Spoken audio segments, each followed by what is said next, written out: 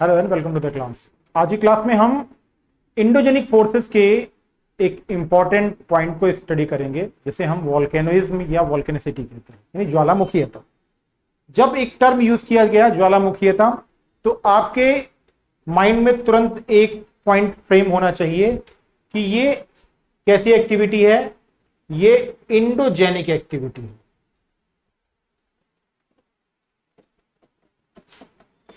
यानी अंतर्जात प्रक्रिया है, ठीक। और इसका संबंध यानी रिलेशन किससे होता है? इसका संबंध किससे है? इसका संबंध है टेक्टोनिक एक्टिविटी से।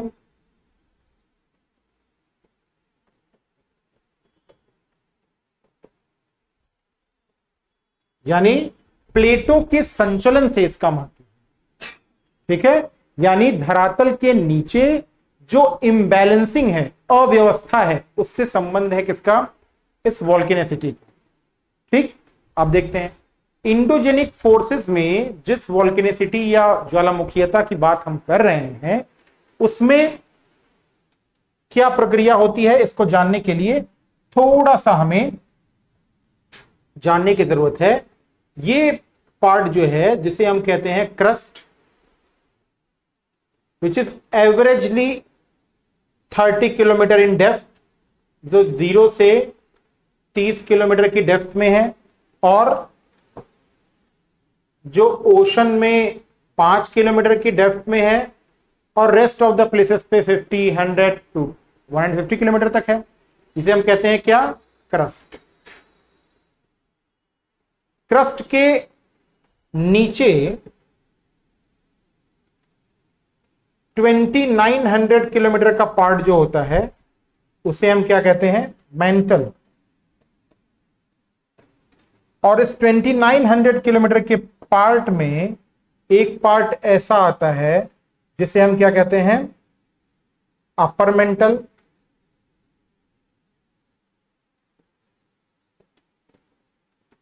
और इसे कहते हैं लोअर मेंटल। क्रस्ट वाले पार्ट में ज्यादातर जो चट्टानें हैं वो कॉन्टिनेंट पे ग्रेनाइट हैं, और ओशन के नीचे बेसाल्ट है। यानी ओशन की तली किसकी बनी हुई है? बेसाल्ट की। और कॉन्टिनेंट की किसकी बनी हुई है? ग्रेनाइट, ठीक। अब ध्यान से देखिए, 100 किलोमीटर से 200 किलोमीटर वाले पार्ट में एक प्लेस है जिसे हम क्या कहते हैं? एक प्लेस है जिसे हम एस्थीनोस्फेयर कहते हैं। क्या कहते हैं?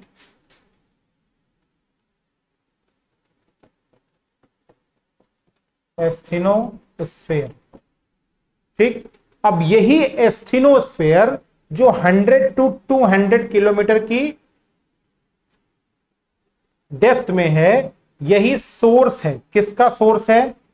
यही सोर्स है मोल्टन मैग्मा। यही सोर्स किसका है? मोल्टन मैग्मा का। यानी ज्वालामुखी के समय जो लिक्विड पदार्थ आता है, उसका सोर्स कौन है? एस्थीनोस्फेयर। अब ये एस्थीनोस्फेयर सोर्स हुआ मैग्मा का, इसीलिए एस्थीनोस्फेयर का एक और निक नेम है जिसे हम कहते हैं मैग्मा चैम्बर।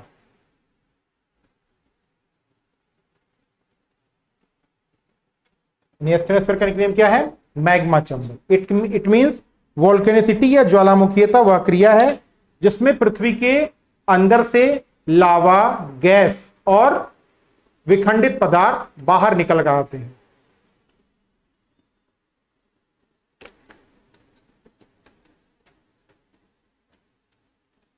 ठीक है। लेकिन जब हम एक टर्म यूज करते हैं वोल्केनिसिटी, तो इसका रिलेशन जो होता है वो दोनों तरफ है। इसका रिलेशन धरातल के नीचे और धरातल के ऊपर, दोनों स्थानों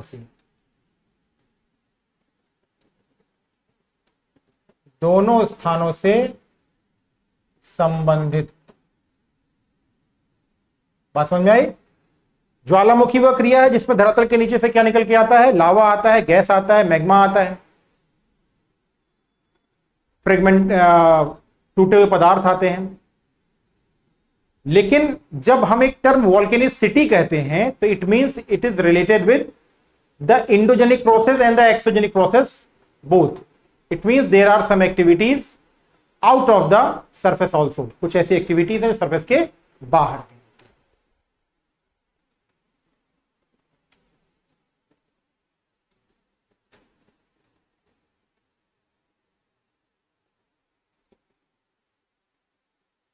अब ये जो ज्वालामुखी का इरप्शन है, ये इरप्शन दो अलग अलग तरीकों से होता है। कैसे? ये इरप्शन कुछ इस तरीके से होता है, आगे बढ़ते हैं हम। वॉल्केनिक इरप्शन होगा कैसे? दो अलग अलग फिगर हम बना रहे हैं।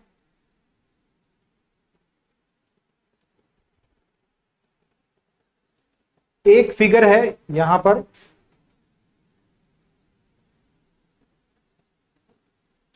ये है 2900 किलोमीटर, जिसे हम कहते हैं मेंटल, और ये पार्ट है 0 से 30 किलोमीटर जो क्रस्ट है। ठीक यहीं पर कहीं है क्या? Asthenosphere, source of magma. अब इस एस्थेनोस्फीयर के सहारे जो मैग्मा का ऊपर की तरफ आना है वो दो अलग अलग तरीकों से होता है। एक, जब ये मैग्मा पाइप फॉर्म में ऊपर की तरफ, जब पाइप फॉर्म में ऊपर आएगा तो क्या बनेगा? इससे बनेगा वॉल्केनो कोन। क्या बनेगा? वॉल्केनो कोन, यानी ज्वालामुखी शंकु बनेगा। कब? जब पाइप इरप्शन होगा। इसे कैसा इरप्शन कहते हैं? इसे अवनालिका विस्फोट कहते हैं या पाइप इरप्शन।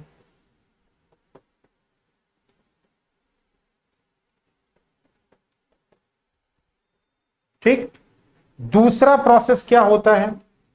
दूसरा प्रोसेस यह होता है कि ये जो इरप्शन है वो ऐसा पाइप के प्रोसेस से ना होकर एक दरार के प्रोसेस से होता है। वो दरार कहीं पर क्रैक भी हो सकता है, वो दरार दो प्लेटों का डाइवर्जेंस भी हो सकता है। ठीक है? तो दो प्लेटों के डाइवर्जेंस से भी मैग्मा बाहर निकल करके आता है और क्या बनाता है? तब वो कोन नहीं बनाता है, तब वो इस तरीके से क्या बनाएगा? इस तरीके के बनाएगा प्लेटू।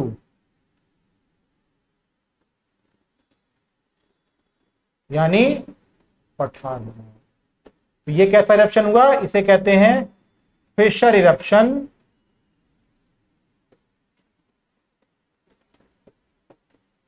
या दरारी उद्भेदन। फिशर इरप्शन या क्या कहेंगे? दरारी उद्भेदन।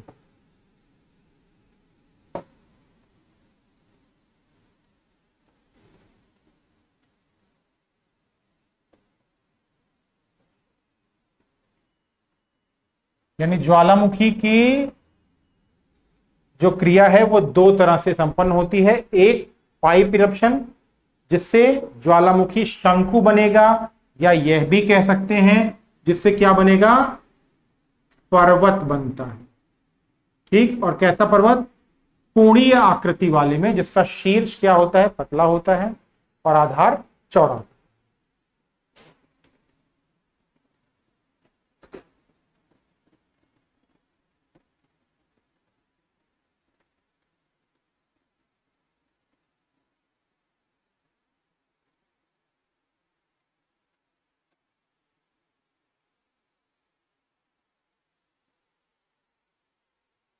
दो तरह से हुई। ये कैसा हुआ? दरारी उद्भेदन, और एक कैसा हुआ? Pipe eruption.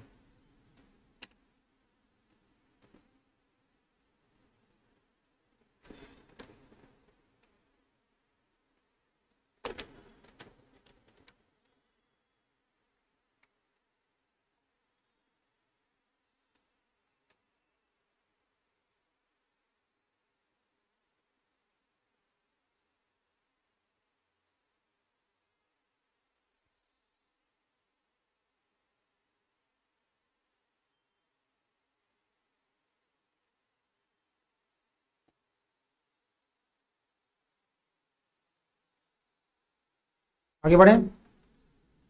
अब आता है ज्वालामुखी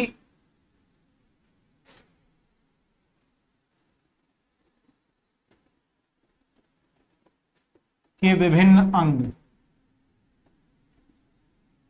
ज्वालामुखी शंकु के अंग या भाग।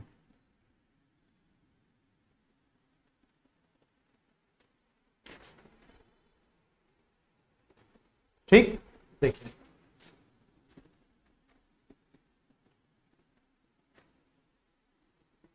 पहले एक वोल्केनो बनाते हैं।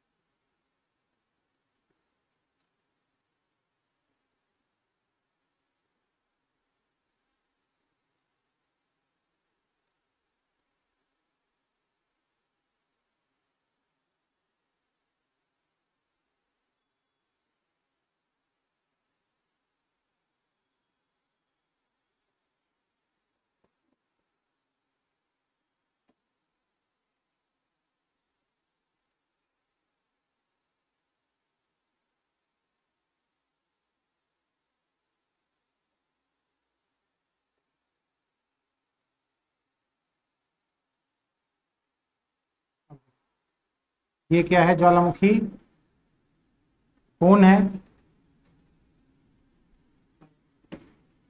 ये कौन हो गया? ये क्या हो गया? ये ज्वालामुखी का पाइप हो गया। ये पार्ट क्या हो गया? ये क्रेटर हो गया। ठीक है, जो मुंह होता है वो क्या होता है? माउथ जो होगा वो क्या होगा? वो क्रेटर होगा। तो क्रेटर, कोन और पाइप। ठीक, ये ज्वालामुखी का बेसिक एक स्ट्रक्चर हो जाता है। ठीक है, जब कभी इसी ऊपर वाले पार्ट में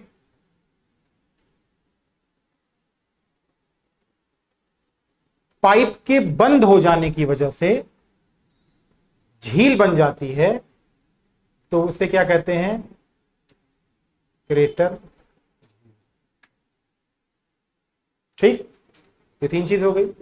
अब ज्वालामुखी का इरोजन का हमने उद्गार का टाइप देख लिया। ज्वालामुखी ये क्या है? ये एस्थेनोस्फेयर है।